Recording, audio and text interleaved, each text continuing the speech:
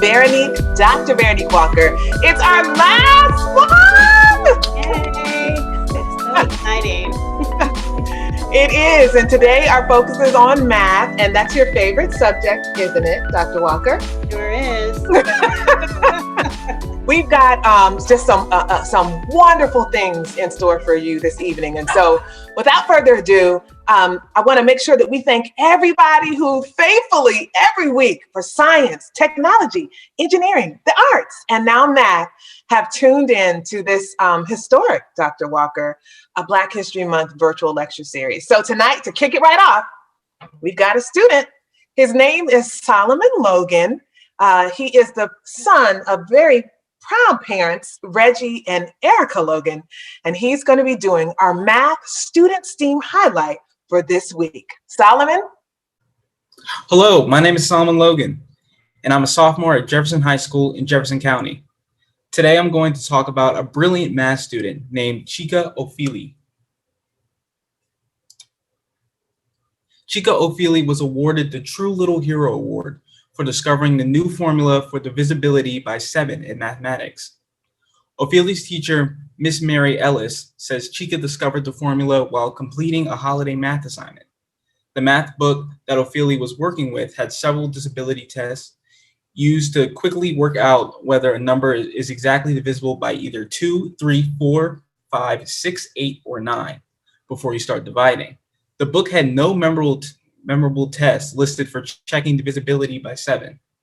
Ofili, however, discovered the formula and had algebraic proof to back it up. The new formula involves taking the last digit of any whole number, multiplying it by 5, and then adding it to the remaining part of the number to get a new number. If this new number is divisible by 7, then the original number is also divisible by 7. Chika Ofili shows us that it does not matter how old you are or where you come from. Anyone can solve a problem. You just have to have the determination to solve it. For your virtual Black History Month lecture series, Student Highlight of Math, I'm Solomon Logan, steaming ahead in Black excellence. And thank you, Solomon, for that very thorough presentation. You're a mathematical engineer yourself. And so how did it feel to see someone who looks like you and a little bit younger than you being so innovative? It's pretty cool. It just shows you that anybody can do anything. Anybody, if they just put their mind to it. I agree. Thank you so much for that. So coming up next, as we prepare to continue to highlight math, courtesy of the Jefferson County Schools Cultural Unity and Equity Department, and of course, Berkeley County Schools Office of Equity and Inclusion, we are so proud to bring to you this little thing. Her name is Aubrey, and she's going to be reading the bio for our special featured guest lecturer, Dr. Robert Q. Berry. But first, let me tell you some things about Aubrey. Aubrey is a straight A honor roll student at Wright Denny Intermediate School in Jefferson County Schools. Aubrey plays volleyball and participates in gymnastics. Her favorite subject is science. Aubrey is a faithful participant in the Hope Gen Youth Ministry at the City of Hope Church. And so without further ado, I will present to you with our bio, Little Miss Aubrey Brown. Go ahead and unmute yourself. Hi, my name is Aubrey Brown, and I'm going to be reading the bio of Dr. Robert Q. Berry III. Robert Q. Berry III is the Samuel Braley Grade Professor of Math Education and the Associate Dean of the University, Equity and Inclusions, and the School of Education and Human Deployment at the University of Virginia. He is also the past president of the National Council of Teachers of Mathematics, MCTM, the world's largest mathematics educator organization. Berry is a former math teacher and was twice named School Level Teacher of the Year in Newport new public schools. Barry co-edited the the 2020 book high school mathematics lesson to explore, understand, and respond to social justice injustice, with which which focused on teaching mathematics of social justice. Barry has published over 120 articles, book chapters, and proceeding. Barry served on the board of directors of National Council. Featured of Mathematics 2011 through 2014. He was recognized as the 2011 Mathematics Educator of the Year by the Virginia Council of Teachers of Mathematics and received the University of Virginia All University Teaching Award in 2011.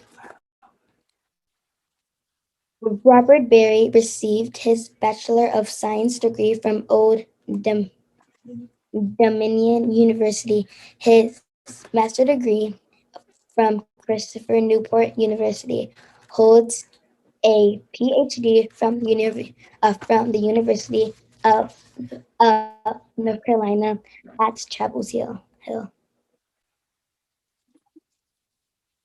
Dr. Robert Barry. Thank you so much, Aubrey. That was great. Absolutely great. I really appreciate that introduction. That's probably one of the best introductions I ever had. So thank you. I really appreciate that. So let me go ahead and share my screen because I want to go ahead and get started and have a conversation with all of you. And so I titled the name of my talk tonight was I Was the Forgotten Kid. And I just want all of us to think, whether you're a parent or a student, or think about, what does it mean to be forgotten? Well, I say I was a forgotten kid because when I was in school, I didn't get in trouble all that much. I didn't do anything extraordinary. I was just kind of, the middle of the road kind of kid. Who just kind of was just there. And so I'm going to try something different tonight as I begin to talk about and how it might show up. All right. But before I talk, I do want to make some acknowledgments. I live in Charlottesville, Virginia. And if you're not familiar with Charlottesville, Virginia sits kind of right in the middle of the state of Virginia. I want to acknowledge the Monacan people as the traditional custodians of the land in and around Charlottesville. I pay respects to the elders, past and present. My acknowledgement to the Monacan nation reflects a commitment to a culture of inclusion and respect that begins with those who were here first and whose continued presence is important to our future. I also want to acknowledge the work and the individual lives of the enslaved Black people who built and sustained the everyday life of the University of Virginia. And the University of Virginia is the place where I currently work right now. Scholars estimate that at least 5,000 enslaved Black people worked on the grounds of the university, with many in residence starting with the construction of the lawn in 1817 and lasting through the end of the Civil War in 1865. These acknowledgements are a critical public intervention, a necessary step to honoring the Monacan people and the enslaved laborers, to enacting a more substantial projection of decolonization and reconciliation. So that gives you a little bit about how I situate my work and whom I choose to respect, whom I choose to honor, and how I see myself as a person in and around the space from where I live. So I'm going to start kind of at the beginning. I'm going to say at the end because I don't have an end yet. But I want to start in a couple of places, and I have a couple of pictures here, and you see 4 pictures here. So in the upper corner there, the young folks where I'm looking a lot younger than I do now. That was the first class I ever taught. I was a middle school math teacher, and those were the students in my class, the first class I ever taught. And then also at the top corner was I'm also a professor. I'm a professor at the University of Virginia. And these are my first three doctoral students who are now professors at different universities themselves. One is a professor at the University of Texas. One is a professor at the University of, at North Carolina State University. And one is a professor at the University of Alabama. And then the two pictures on the bottom, I founded a program called Math, Men, and Mission. And we affectionately call it the MQ program, like M to the third power, for those of you who are mathematicians. And so these are, and then in the MQ program, I've taught seventh grade mathematics to a group of boys. And the boys in our program, they all have mentors who are associated with the 100 Black Men of Central Virginia, and we provide mentorship and support for our boys. So you can see me early on in the program where I've worked with a group of boys around some piece of technology where we're working on digital fabrication, where we use a 3D printer to print out stuff. And then here, I guess me and another group of boys who are kind of having some fun, kind of goofing off a little bit, taking a selfie. I also, because I've served as the president of NCTM, I've had the fortune to travel around the United States and quite honestly, halfway around the world to give talks and presentations to different groups of people. And in doing so, I'm the person who likes to take selfies and get some documentation of the different people I've spoken with.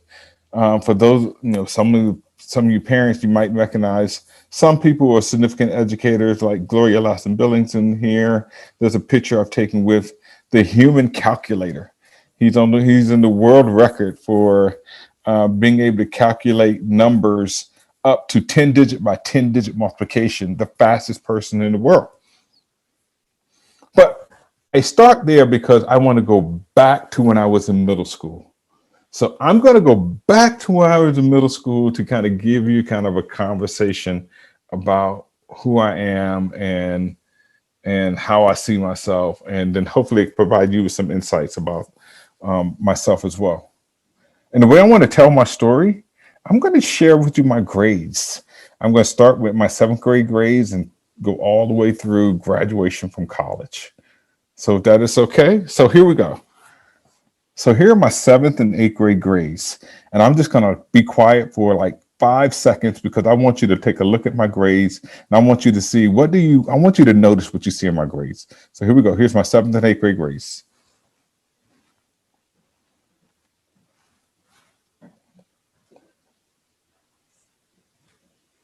So, I just want you to just say to yourself, what do you notice about those grades? What do you think about those grades? What and what would you say about me as a student when I was in seventh and eighth grade? I noticed that some of you might be in seventh or eighth grade right now, and some of you may be a little older, and some of you may be as young as Aubrey. But I wonder what you think about me when I was in seventh and eighth grade and my grades. So now I'm going to go to. So if you look at my seventh and eighth grade grades, if you look at my math grades, I got A's in math. Advanced math, seventh grade A, algebra 1A. Science, I got B and a C. Then I didn't do too well in social studies in eighth grade, but those are my grades. So I'm going to share with you my ninth and 10th grade grades. See what you think.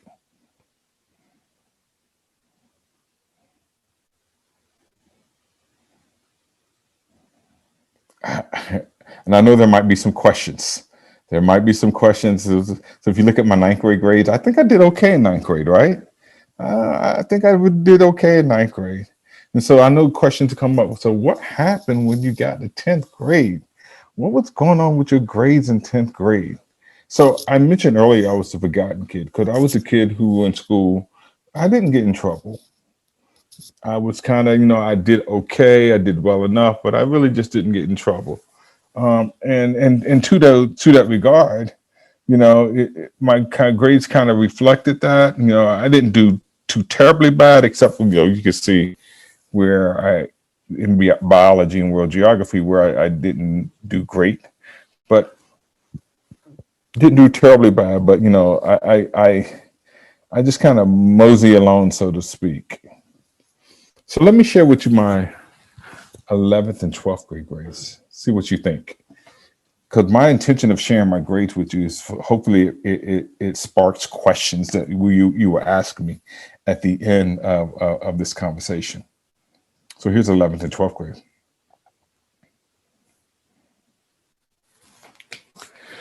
So I do want to go back because if you look in 9th and 10th grade, I still got A's in math. I got an A in geometry. I got an A in algebra 2. And then in 11th and 12th grade, I got A's in math. I got A in calculus. And so I still did well enough in math.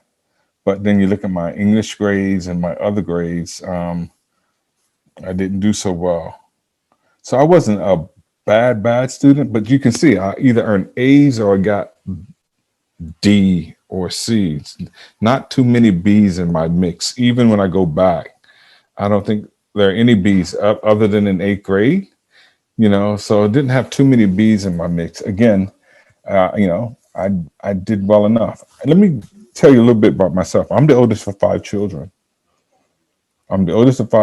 So being the oldest, if any of you are the oldest in your family, you know that being the oldest carries a lot of responsibility. And carrying a lot of responsibility, I had to take care of my siblings. And sometimes I missed a lot of school because I am my youngest brother. I'm almost 14 years older than him. And so when my mother had to work 2 jobs, I had to take care of my brother sometimes. And so I think that impacted my schooling. But while I don't see that as a negative, I see that it built character for me in terms of responsibility. I just need to learn how to kind of manage myself and manage who I am. And even as I go back, to my 10th grade, you might see those 2 F's there. But if you go back at the very, very bottom of the screen, after my 10th grade year, I went to summer school. You might notice those 2 F's turned into A's. And so in high school, I graduated from high school. I knew I was going to college. There was never a doubt in my mind that I was not going to college. Although my grades may not reflect that of a college-going student, I knew it was in me that I was going to go to college. In high school, I was on the wrestling team. And so I had good friends on the wrestling team. But my first year of college, I went to St. Paul's College. St. Paul's College is a small, historically Black college in Lawrenceville, Virginia. Had about 700 students. So here's my first year of college. And I want you to look at my grades my first year of college. First year of college, here they are. And one might say, I did okay in my first year of college. The grades look pretty decent. Again, you look at my math grades, calculus 1, I got an A, calc 2, I got an A, did well in chemistry and physics. And, I did pretty good. After my first year of college, my mother couldn't afford for me to stay at St. Paul's College. St. Paul's College is a private school. It was a private college, and I grew up in Hampton, Virginia, and so I needed to move closer to home. And as Aubrey stated, I graduated from Old Dominion University, so I transferred from St. Paul's College to Old Dominion University after my first year of college. So I'm going to show you my second year of college, which was at a different college, Old Dominion. So here's my second year of college.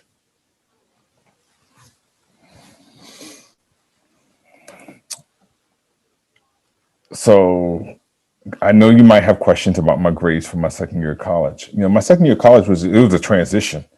When I say a transition, I went from being in an all Black context where I felt supported to a larger school, a larger university where I couldn't find my footing. I didn't have as much support as I would have liked to have had. And so I struggled a little bit. I probably struggled more than a little bit. I struggled a whole lot. And it wasn't that school was hard. If you notice, this was the first time I got a grade less than an A in a math course. So you can see my first semester where it says linear algebra, that's a math course. And then my second semester where it says differential EQ, which is differential equations, that's another math course. And I didn't do well in math. I didn't do as well because I've earned A's ever since I was probably in third grade in math. This was the first time since third grade I didn't earn an A in math. And so here's my third year of college. So let me share with you my third year of college.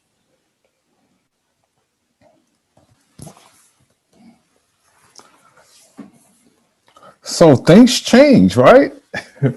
Look, I mean, things changed significantly for me.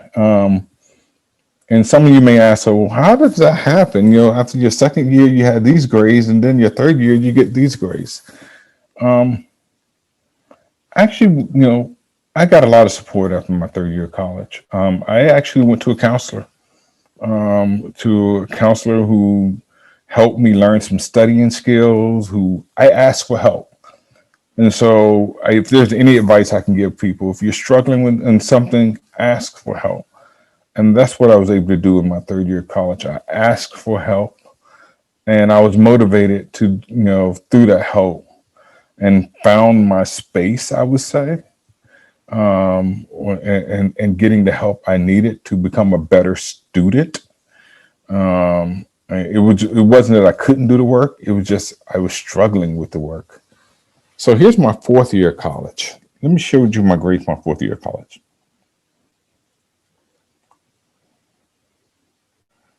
Fourth year of college, again, I did really well there. Fourth year of college. Some of you parents and some of the students, you may notice the changes in the kind of courses I was taking, right? So if you look at my third year of college, you see all these engineering courses. You see my second year of college, you see these engineering courses. And then somehow in my third year of college, you see this change in the courses I've taken, and more in education. I did change majors. I changed majors to mathematics education. And actually, let me share with you, I didn't graduate in 4 years.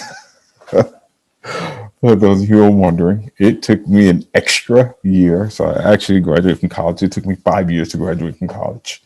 And so here's my fifth year of college. And so I was able to still continue with the engineering and the education. And I finished up being a certified teacher in both engineering and in education. So my fifth year of college, I student taught, became a teacher, and that is kind of my story there. My story sits kind of in that space on how I was able to navigate through some of this space. I mentioned earlier, I want to bring this to a closure because I mentioned earlier that I founded a program called MQ. One of the things I always say when I talk to my boys, I ask them, well, how are you doing? And the response to how you're doing is, I am truly wonderful and getting better. I always expect that response. I am truly wonderful and getting better. What that does, it gives me an opportunity to ask them, because my follow-up question is, tell me something truly wonderful about yourself. So I want to hear some truly wonderful things about yourself. And then they might say something truly wonderful about themselves. And then my next question would be, now tell me something that you're working on right now that you're trying to get better at. To me, this is about identity, how people see themselves. Because how often are we as people asked to say something truly wonderful about ourselves? And how often are we asked to tell something to others that we're getting better at? So before we close out, I'm going to ask you how you're doing. I'm going to expect to hear from you. I am truly wonderful and getting better. And so that is the end of my story. It tells you some of the truly wonderful things about aspect of who I am and how I came to be, and some of the things I had to do to get better. So I'm going to stop sharing my screen so we can take on some questions. Thank you, Dr. Berry, for sharing your story with us today. All right. Thank you. It's very important. I found it very important for you to share your grades, because it may be intimidating for some individuals who are not math savvy to sit and listen to a mathematician, so to speak. However, when we look at your journey and the process that you went through, it lets us know it doesn't matter, especially for the students who may be watching right now. Yes, you may be struggling at this particular moment in time, but there's tomorrow. So we're going to open up the session for questions, and Dr. Berry asked a question for all of us, and anyone can participate. You can put it in the chat, or you can put your questions in Q&A. How are you doing? So if you wanted to take an opportunity to respond to that, you may do so. And we'll go ahead and give you an opportunity to answer or ask some questions. I do have someone who has submitted something. I would like to hear his insight on how to close the math proficiency gaps for marginalized students. So asking me about my expertise in this space. I think one of the things, and when we think about this whole notion of gaps. So for one thing, I want to push back on this language of thinking about gaps and thinking about this notion of who is afforded opportunities and how those opportunities show up. Some students have more access to human and material resources, and those human and material resources show up for students in different ways and for communities in different ways as well, right? And so I think one way that we can do in terms of thinking about how do we get to know the stories of our students. And for me, I said I was a forgotten kid. No one asked my story. No one took an interest in knowing who I was as a person. I wonder if that would have happened sooner for me. Yes, you know, I can argue that I dealt with it and was able to respond to it, but no one asked, you know, and I don't want any student to ever feel like they can't share or be their whole self in school or in places. And sometimes there are students who don't feel like they can be their whole self. They can't be themselves. So one of the things I think we can do that is make sure the students have a sense of belongingness. And make sure that they know that they belong and create the spaces for that they can see themselves. I think we have to establish windows and establish mirrors. When we establish windows and mirrors, windows where we can see others, but mirrors where I can see myself. And that's so important for many of our students. They don't get an opportunity to see themselves. Thank you.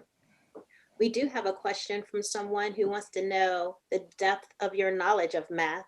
How well do you know math, and what made you stick with it? Yeah, so I have a PhD in mathematics education. In order to get my PhD in mathematics education, not only a PhD in math means that I have the equivalency of a master's degree in mathematics, as well as the intersection between mathematics and math ed. And so not only do I have an appointment in the School of Education and Human Development, but I also have a courtesy appointment in the Department of Mathematics. And so if I would have to say, so what's your specialty? Because I get asked that question as well. If I have to say there's a specialty, my specialty sits in the space of geometry. Geometry is the thing that I probably know more than any other content strand with regards to mathematics. So if a student is struggling in math and they're afraid to pursue and go further in the math courses in school, what would be some of your recommendations to overcome that fear, or even overcome their ability or lack thereof to effectively do math? Yeah. This is something, so I don't want to give the impression while I did well in school and math, one thing I would say, I spent a lot of time on my own so this give you some indication of my age. So my mother had Encyclopedia Britannica at the house. I was the kid who read the encyclopedia just for the sake of reading it. Trying to know what those things are. So I studied a lot on my own. So my book, because in the old math books, you have the answers in the back. So I tried to figure out problems because of some of the one I knew what the answers are. So I did a lot of that when I was younger. Um, um, so now I take a very different position now that I'm older. I always want to kind of demystify and say, just try it. You learn from your mistakes, claim your mistakes. I always support to claim your mistakes because we learn a lot from our mistakes. And so I want to put students in the position of being able to claim that, claim, all of that, that is wrong in the way that you would claim all that is right. We celebrate rightness. I think we should celebrate wrongness too.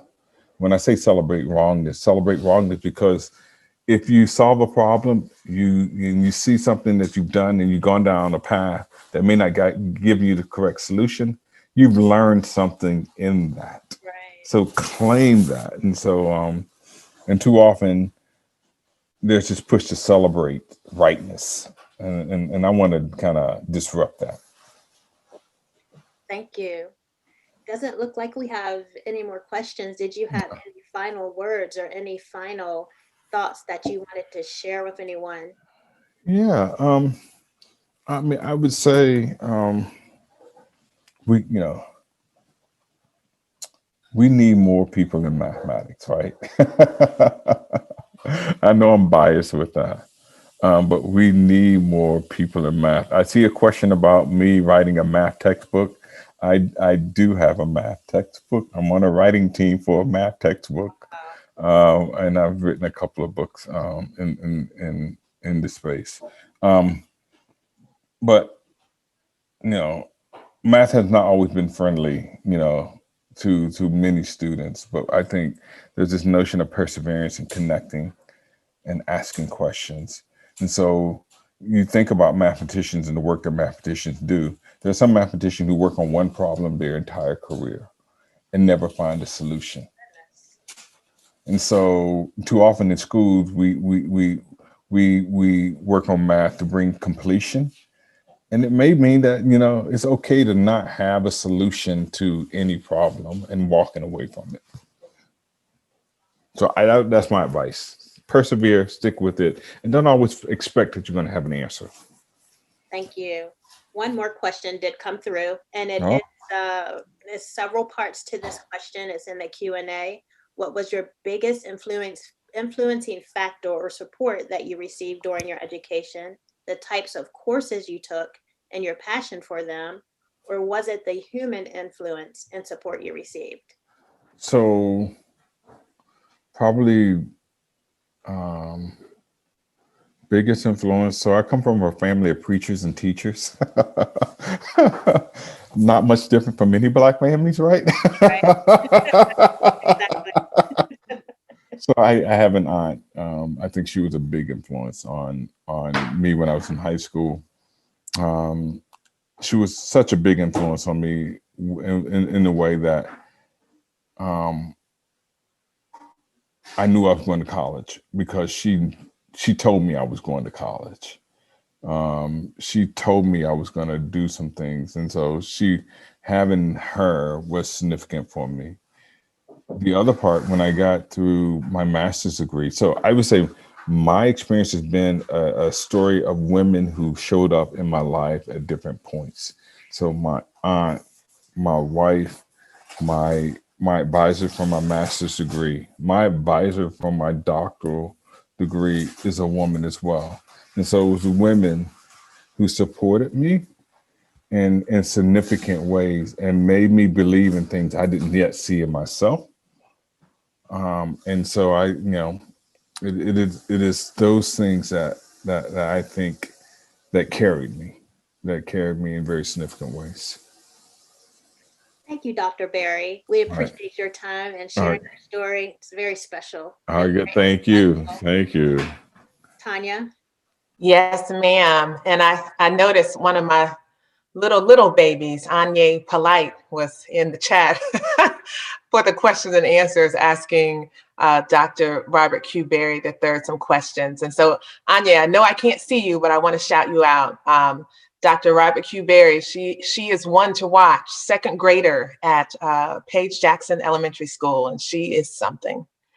All right, well, we're going to continue along with this lecture series. And so coming up next is someone really special to me. Her name is Sydney Bostic, and I'm going to ask her to go ahead. Oh, she beat me to it. She's too fast for me. And she actually has our next STEAM highlight. Okay, let me back that up. She has our next student STEAM highlight of the week. And then after that, we have a special presentation and closing remarks. Hi, Sydney, how you feeling today? Hi, I'm feeling great. I'm really excited about seeing your video and your student STEAM highlight of the week. You ready? Mm-hmm. Let's go. Here's your student STEAM highlight of the week.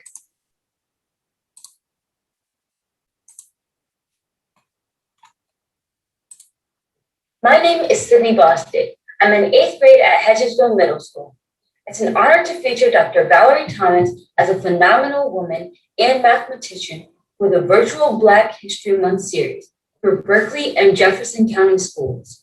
I'm excited to encourage a celebration of Black girl magic, inspired by Kashawn Thompson, who has motivated us to congratulate and celebrate beauty, power, and resilience of Black women and their accomplishments. Dr. Valerie Thomas was one of the 2 women in her graduating class who majored in physics at Morgan State University. She also attended George Washington University, the University of Delaware, and Simmons College Graduate School of Management. She began her career at NASA in 1964. One of her greater positions was as project manager of the Space Physics Analysis Network, SPAN. Dr. Thomas and her team connected about 2,700 computer nodes worldwide. In 1990, SPAN became a major part of NASA's network and today's internet. Another very important position included her role as the Associate Chief of NASA's Space Science Data Operations Office. She received numerous awards, including the Goddard Space Flight Center Award of Merit and NASA's Equal Opportunity Medal. Dr. Thomas created programs for satellite imagery, an invention for 3D television, did research to understand about Halley's Comet and the ozone layer, and she created new technology for the internet. I'm proud to present about an African-American woman who was a great computer programmer, an internationally known inventor, and a researcher who worked on projects that helped keep the world safe. Dr. Valerie Thomas is also known for her work with Landsat digital media formatting. Because of her computer programming and research, she made it possible for images of Earth to be taken by satellites. She created the technology for an American Earth observation satellite. This is a really cool camera for the operational land imager and the thermal infrared sensor. These satellites take images that are sent back to forecasts that show weather patterns that we see every day on the news. What is really interesting about the technology Thomas created is that the Landsat digital media formatting is used to study the Earth's surface temperature. This is useful for studying global warming or how weather patterns in one place can affect different locations. Take a look at these amazing images. Because of Dr. Valerie Thomas and her brilliant mind, we can process digital images through an algorithm. Her method was so much better than analog image processing. She helped us use more than one algorithm to input data, and this way, the images are 2-dimensional or even more. The digital media formatting systems have the accuracy to ensure that nearly 100 test sites in specific countries around the world have images taken. We can watch the growth process of plants and other organisms by looking at the pictures of the same area over time. After her Landsat research, Dr. Valerie Thomas patented the illusion transmitter. Now this is Black girl magic in 3D. Her patent is the process used to create the imagery in the now very new 3D televisions that are really popular. She was able to think outside the box about light rays and concave mirrors, and now we see stories in 3D. 3D optical illusions are created with concave mirrors. The effect works because the human eyes can see an object from two viewpoints that are separated laterally by about 6 centimeters. Dr. Valerie Thomas is well known for her programming, inventions, and research, but she is most inspirational to me because she is still supporting this women in STEM. Today, she still teaches, mentors, participates in hands-on STEM activities. She's also from Maryland, so I hope to meet her one day. My name is Sydney Boston, an inspiring STEAM advocate, and I hope to be spotlighted one day in the future of BHM virtual series. So, OMG, that was absolutely wonderful. Thank you so much, Sydney. You did a wonderful job. Thank you. Dr. Walker, you and I both have been so proud of all of our students for this entire Black History Month virtual lecture series as we highlighted science, math, engineering, technology, arts. I did that out of order. But what was so important to you and I was the children, the youth. And we wanted to make sure that our students had a voice and that they also saw other students who were doing what they were doing or what they could do. So now we're going to take a moment to share with you some of our students. And Sydney, tonight you're going to have your wish. You will be highlighted. So sit back and enjoy this moment in time. Sydney is interested in graphic design and engineering. She is actively involved in robotics and has received high honors in math Olympiads since the 3rd grade. She's received first place honors in 5 science fairs and advanced as a nominee for the 2019 Broadcom Masters. She has advanced to the Regional Social Studies Fair 4 times.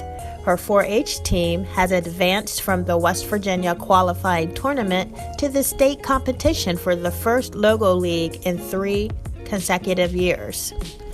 She has also passed required tests and is a local winner in the elementary class for national piano playing auditions for the American College of Musicians.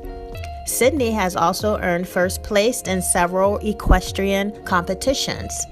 Sydney is also a Bronze Award-winning Girl Scout. She has participated in Scouts and served the local community for 8 years. She won her first award at the age of 3, which was the 529 When I Grow Up contest. She won a $500 college fund and gave her first speech to over 100 attendees. She has been a member of Strings Group for 6 years and also was a show choir member at Hedgesville Middle School. She is also a member of the Handbells team.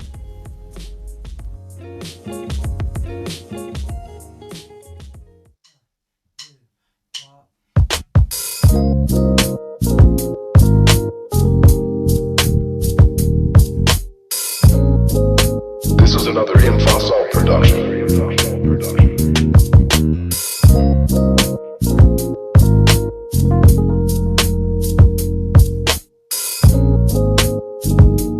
This is an original instrumental.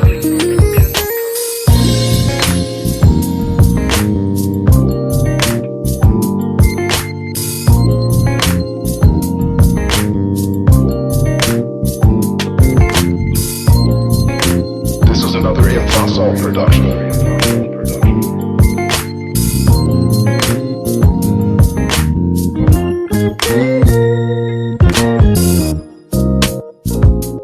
This is an original instrumental.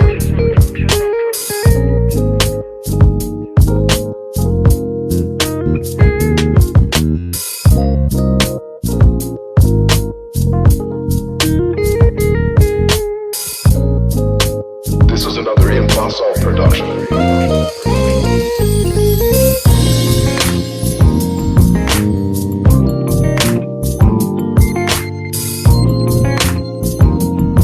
This is an original instrumental.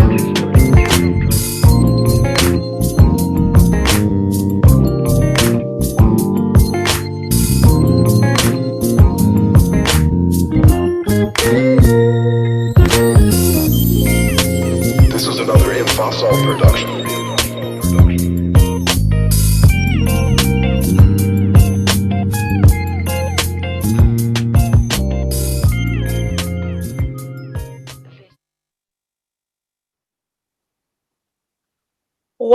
I am beaming. I am so proud. So proud. Wow. And that's a snapshot. That's a snippet of the talent that we have right here locally. Thank you for each student who submitted information, and we're so proud of you. We're very, very proud of you. Wow, we have extra time left. And so I don't know about you, but I'm so excited that we were able to come together one more again, all together as a family, both Jefferson County Schools and Berkeley County Schools. Yes, and it was a pleasure working with you, as always, Tanya. As always, I enjoyed it. And this will not be the last works that we do together. So those of you out there who joined us tonight, I want to thank Jefferson County Schools, Cultural Unity and Equity Advocates who came out. We had some faithful ladies, Laura Miller from Wildwood Middle School, Heidi Griffin, Jefferson High School, Kara Jeffries at Harpers Ferry Middle School. I cannot shout out everyone because I'll forget someone, but I wanted to, of course, thank our superintendents, Dr. Patrick Murphy and Dr. Bondi Shea Gibson. Who else can we thank? Let's do some quick shout outs. Just everyone who participated. We just thank you for the support. And most importantly, the students. Yes, because this was all about them. This entire Black History Month virtual lecture series was about them being able to see excellence even as they are excellent. And I was so happy, Veronique, to be able to showcase some of our students to the community so that our community can see the wonderful job that parents, community, teachers are doing as we really try to set our students up for success and enable them to expand their global dexterity and find out ways to solve problems that don't even exist yet, simply because we care, we believe in them, and we see them for who they are without ever asking them to give up who they are. Absolutely. I want to add one other thing. The videos for all of these sessions, they're coming. They're still in the editing phase, but you'll be able to go back, everyone, to review and to look at anything you missed or you wanted to hear again. Absolutely. Well, that's all I've got, unless I'm going to ask all of our panelists for today to go ahead and come back on screen if they would, as we get ready to close out. So Sydney, if you're still there, Dr. Robert Q. Berry, Aubrey Brown, Solomon. This has been such a special program that we've done. And like Dr. Walker said, we could not have done it without you. Thank you for your participation. All right, now we cannot leave without having some music. So I don't know, but you know I want to play my favorite song. I didn't have that cued. Give me a minute if you can. Okay, while you cue that, I have another question for Dr. Berry, since we have time. Dr. Berry, while she gets our little theme music, it's not really our theme music, but it's just my crazy request. While she gets that ready, I wanted to ask you a question, and I might have missed it during your presentation because I was busy working behind the scenes. But what made you like math so much? Like, was this something that just was in your family? Were you intrigued by it? I mean, tell me what the secret was. I don't think there was a secret. I don't know. I don't know if I can tag it or anything. I mean, I think it was more about being inquisitive about a lot of things. And when I was younger, I mean, I did play sports when I was younger. So I played basketball, football, wrestled in high school, did all those things. But I also made up my own board games. I made up my,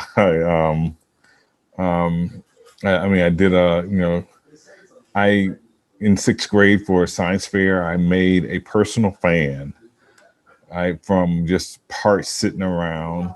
And I had a teacher, her name was Miss Edna Cherry, who supported me. And she let me keep the fan because it was hot in school. So I had a fan sitting on the side of my desk. And that was my contribution for the science fair. It's like, I'm just going to make me a fan with figure out all of this stuff. Put it all together and made a fan. So I think I had people who just kind of let me explore. And I think that's important for students as well. When do we give students time just to tinker around? Wow. Tinker around, just put all the stuff together and say, I don't know what it is, but y'all figure it out, right? And so I think there's something to tutoring that sparks interest in students as well. I love that. Well, thank you. And that actually piggybacked on the question of my sister, Erica Logan, who's out there. She was wondering what attracted you to math? You know, what made you like it so much? I think based on data, a lot of children, especially boys, love math, but somewhere between 3rd and 4th grade, Dr. Juwanza Kunjufu, I don't know if you're familiar with his works, talks about that 4th grade syndrome and kind of trying to identify what is happening with our students, especially our marginalized students. And you spoke to a lot of it. Some of it was internal, threat or internal opposition, their stereotype threat. Nicole Johnson, who's the principal at North Jefferson, and was asking, and she asked you some really powerful questions, but just the culturally responsive practitioner, that teacher who's mediating the learning, that support from the community and family, that's one of the things that I kept hearing over and over, especially as I looked at your grades. And last thing, as an ELA teacher, as a language arts teacher, what happened with your English grades? What happened? That's a really good question. And it's funny because, I've written 4 books and published hundreds of articles, and and I've become better at writing. But what was happening in school? Like in the middle school? I'm a middle school teacher, so I'm trying to figure out what were we doing wrong? Was it something the teacher? Was it us? Was it you? Was it a combination? Or? So, I think I was like many kids, right? When I say that, you probably had students who've seen students who may not work because they didn't like that teacher. And I can identify, and it hurt me more than it hurt them, right? And it shows up. Whereas math, I with math, I could figure it out on my own. Gotcha. So I didn't necessarily need the teacher. And in fact, in 10th grade, I didn't get along with my math teacher then, but I didn't need her to do well in the class. In the sense that I could pass every test and I can figure this out on my own. I didn't have the same efficacy of the subjects, right? Well, again, though, sharing those grades really gave us a lot of insight into how children enjoy learning, compliant learning versus the joy of learning, and being that independent learner on things that, you naturally had an interest in. So my interest in sharing the grades was to kind of say that your grades is a snapshot in time. Yeah. It does not define who you sure doesn't. are. Amen. It doesn't define who you are. I was able to go on and get a PhD. Yes, you with were. The kind of the grades I had. And so, so if you have a bad grade or have a bad moment, it does not define who you are. So I hope my sharing that helped bring some clarity for people, many students, to say, you can bounce back. Absolutely. You are more than your grade. Well, thank you for that. And that was a wonderful note to close on. And so now we're going to play some parting music. And again, on behalf of Dr. Walker and myself, we're so excited you guys joined us, and we'll see you again soon. Now it's time for Black History.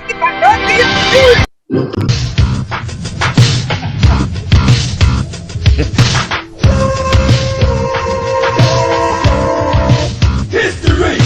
Black history. Black history. Black history. Black history. This story of my people means a lot to me. Where you came from shouldn't be a mystery. So listen up while I screw you on black history. Black history. Black history. Black history. Black history.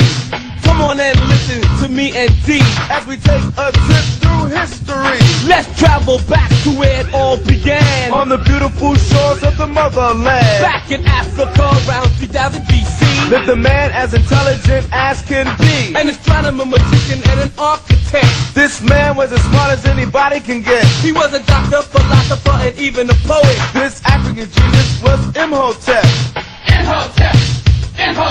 Yeah, this African genius was Imhotep. Black history. Black history. Black history. was another great man from ancient Africa. Earned his name as a warrior. Great military strategy was the key To this army commander's victory. strategies are still being taught today. Hannibal of Carthage led the way. Hannibal of Carthage was his name. Yeah, Hannibal of Carthage was his name. Black, black, black History. black, Black. black History. black history, Black history.